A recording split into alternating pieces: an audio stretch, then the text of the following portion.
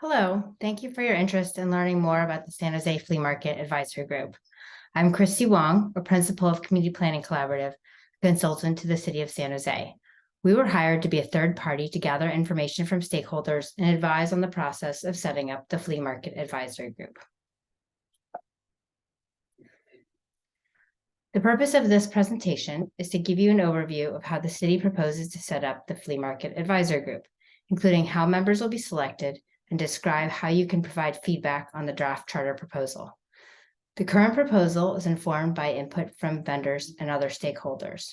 We've gathered feedback through individual interviews, small group interviews, and public meetings open to the vendors and others.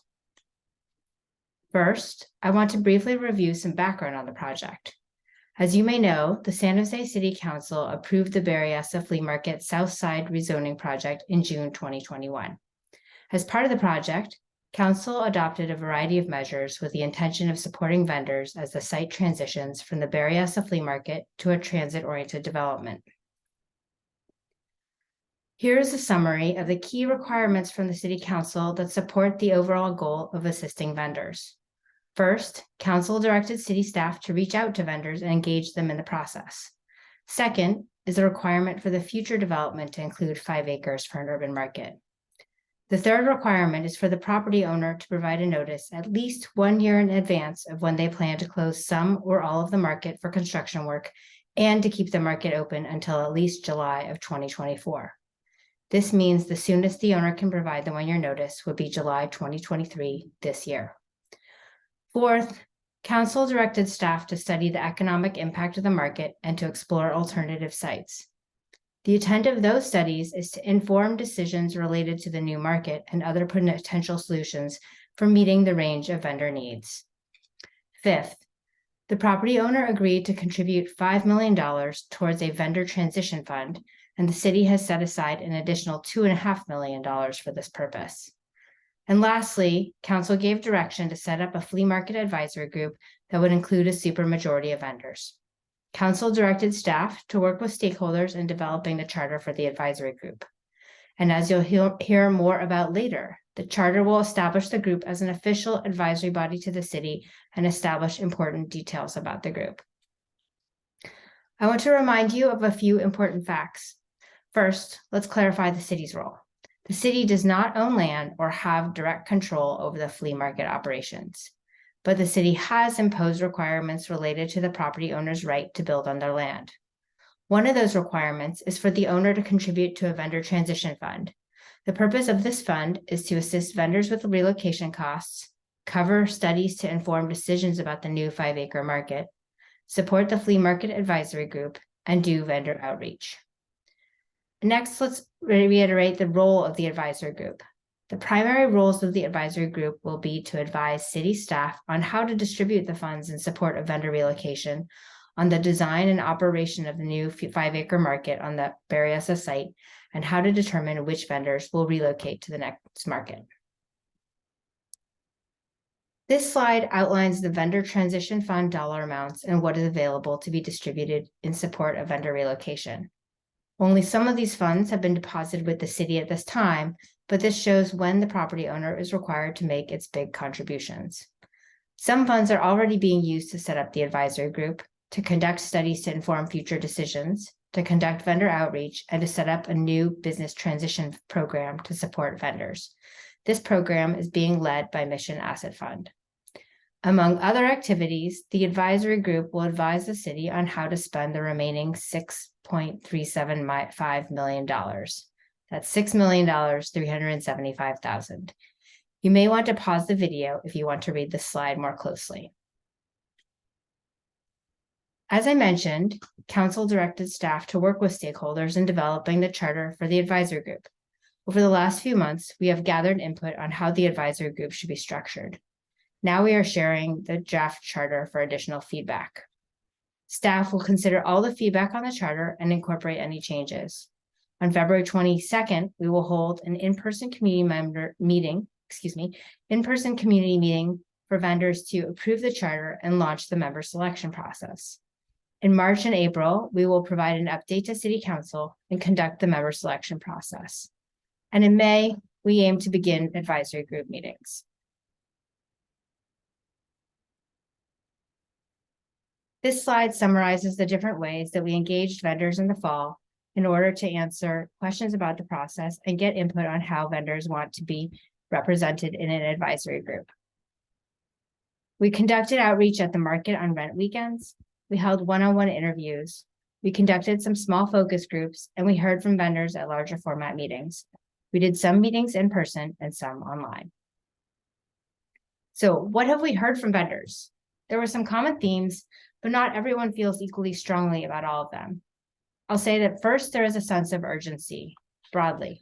Vendors are worried about the future and want the group to be set up as soon as possible. Vendors also want their diversity to be represented in this group.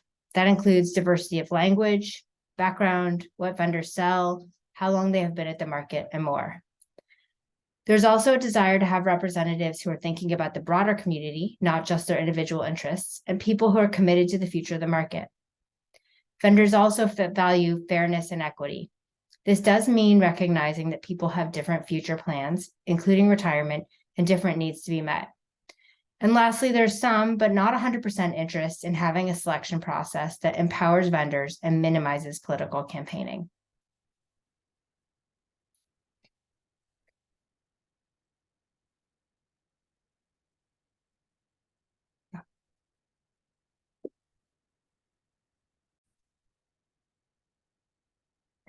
Putting together the City Council direction and feedback from vendors and others, we have outlined some key terms for the proposed charter of the advisory group. The charter will state the purpose of the advisory group. It will include the number of members in the group. It will include criteria for membership and a process for member selection. And it will state how long people will be expected to serve.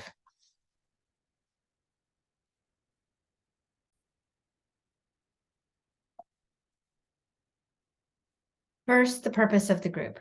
The proposed purpose of the group is in line with the original City Council direction to ensure that the flea market vendors have a meaningful voice by advising the city administration on the following topics. That includes funding allocations to vendors for relocation, the design and operations of the 5-acre market, and how existing vendors get the opportunity to be relocated in the 5-acre urban market. Second, the advisory group will be expected to assist with outreach and engagement with other vendors. And the third purpose of having an advisory group is to ensure coordination with the property owner and its development partners on planning for the new urban market on the Berryessa site. We want to point out that the advisory group is an advisor to the city administration. It will not make decisions nor make recommendations directly to the city council. And I want to be clear, this is not intended to diminish the voice of vendors, but instead is to protect the rights of individual vendors who serve on this group. We are proposing that the advisory group include 11 voting members. After discussion with stakeholders, this seems like the sweet spot between balancing representation and the broad diversity of the vendor population with being a manageable size that can work together productively. We also wanted to choose an odd number to avoid ties in the event of a vote. We propose the group include 10 vendor representatives and 1 property owner representative, in line with the City Council's direction that the property owner be represented and the vendors make up a supermajority of the group. The City Council also directed that the city be represented in the group, but since this group is advisory to the city administration and will be administered by city staff, we propose no voting members that represent the city. We will have more on the role of staff on a later slide.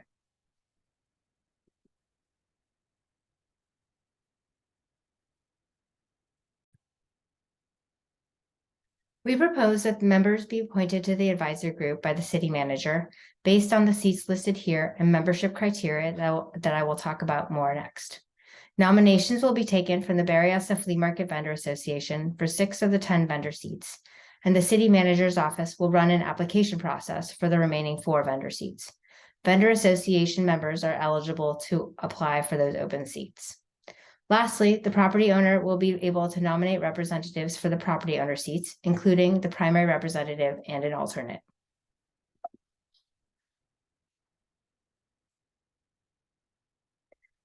What are the requirements to be a vendor representative on the advisory group? Individuals affiliated with a business that was selling at the flea market on or after June 21st, 2021 are eligible to serve. This includes business owners, employees, and family members. and no more than 2 individuals from a single business may serve on the advisory group at the same time. What criteria will be used to select members? Based on feedback from our outreach, we've drafted this goal statement for the composition of the vendor representatives. The members of the advisory group should together reflect the diversity of the vendors at the market, including but not limited to diversity of language spoken, tenure at the market, or in other words, how long you've been selling at the market, types of products sold, and plans for the future. So what qualities will the city be looking for in vendor representatives on the advisory group? We will be looking for committed leaders who value the needs of the broader vendor community over their individual interests. They should be willing and able to read materials in advance read materials sent to the advisory group in advance of the meetings and come prepared to participate. Reach out and engage with other vendors and representatives to share their perspectives at the meetings. Listen to and learn from the property owner representatives to understand and consider their perspective. Work within the advisory group to problem solve and develop solutions, and participate consistently and serve as a leader for the length of their term. Similarly, the property owner representative and their alternate should be willing and able to read materials in advance of the meetings and come prepared to contribute and listen, represent the perspectives of the property owner and its development partners, listen to and learn from the broader vendor community to understand and consider their needs and interests, work in a group to problem solve and develop solutions, and participate consistently for the length of their term. So how long will people be expected to serve on the advisory group? We do not yet know how long the group will be needed, but we do expect it will be at least a few years before both the transition fund has been spent and a concept for the 5-acre public market is adopted. So we are proposing that each member will serve for 2 years with the option for reappointment for additional terms. Half of the initial advisory group members will serve a 3-year term to ensure institutional knowledge remains with the group. And if the group prefers 1-year terms in the future, that will also be possible. This covers many of the basic terms of the group that are included in the draft charter, but we want to share a few additional details. Let's walk through some additional information to help explain how the group will operate. We'll talk about structure and procedures, the city's role, time commitment, public participation, and the member selection process. So how will the meetings be run? So remember, the city will not have a voting seat. Instead, city representation will be through its active administration of the advisory group. Staff and its consultants will prepare agendas, facilitate the meetings and take notes, post information on the website, provide translation and interpretation, act on feedback and recommendations, and provide general support to the advisory group members to help them feel welcome, comfortable, and empowered to participate.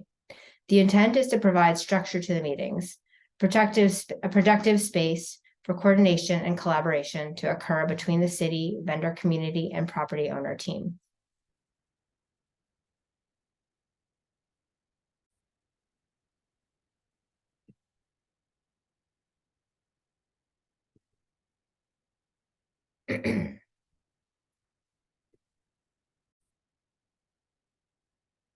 Here's some details about time commitment and meeting logistics. Meetings will be held on a weekday evening, and staff will determine the regular day and time of meetings with input from the advisory group. Meetings are expected to be once a month, but may be more or less often as needed. Meetings may be in person, likely at City Hall or another public facility, and/or online. We expect that the typical duration of each meeting will be 90 minutes with a maximum of 2 hours. And note that members who have too many absences or violate conduct rules may be removed from the city advisory group by the city manager. And if you're not a member of the advisory group, you can still participate. Meetings will be open to the public and include the opportunity for members of the public to speak to the advisory group. Staff will post meeting agendas on the vendor info website at least 1 week in advance. Staff will also post presentations and reports provided to the advisory group on the website, typically within 48 hours of the meeting. Interpretation and translation will be offered in Spanish and Vietnamese and other languages upon request. And staff will also offer the public and vendor community other opportunities to get involved and provide feedback on topics under discussion by the advisory group. The advisory group is important, but it will be only one of many ways that the city gathers information and feedback from the community. Now I'd like to share the proposed member selection process for the initial members of the advisory group. The vendor association and the property owner will submit nominations for their seats directly to the city manager. As mentioned earlier, the city will run an application process for 4 vendor seats. We want to make this application process for the 4 general vendor seats as simple and easy as possible. So the process will look like this. Staff will develop a standard application that can be completed either online or on paper. Each application will require 10 signatures of other vendors in support. This is to show leadership capacity. We are using the same eligibility for signatures as for advisory group membership, with a limit of 2 signatures per business. Vendor association members can apply and can sign others' applications, and staff will host an event to help vendors gather signatures and will provide other application support as needed. After the membership application deadline, a city panel will review applications for eligibility and against the membership criteria, and will then recommend a slate of 4 people, taking into consideration the 6 nominees from the vendor association. City staff will then post the full slate on the website for vendor feedback to flag any concerns for a 1-week period. And finally, the city manager will appoint the advisory group. The members will be listed in a memo posted to the website and sent to the email list. And that's all I have to share with you. So thank you for watching this presentation. What do you think? What input or questions do you have? We have strived to draft a proposal that responds to the feedback we've heard from the vendor community, but it's important that we continue to hear from you. Do you have any suggestions for improvement? What do you think of the draft process for selecting members? Do you have any questions or concerns? We are collecting information from you. It's through several different ways. Comments on the draft charter are due by Sunday, February 12th, 11:59 p.m. And here are several ways that you can provide feedback. You can complete a short online survey. You can talk to us at a booth at the market on January 28th between 10 a.m. and 1 p.m. You can join an online Q&A session on February 9th. You can email us at fleamarketsj@sanjoseca.gov, or you can call us at 408-535-8181. Thank you for watching this presentation and taking the time to let us know what you think.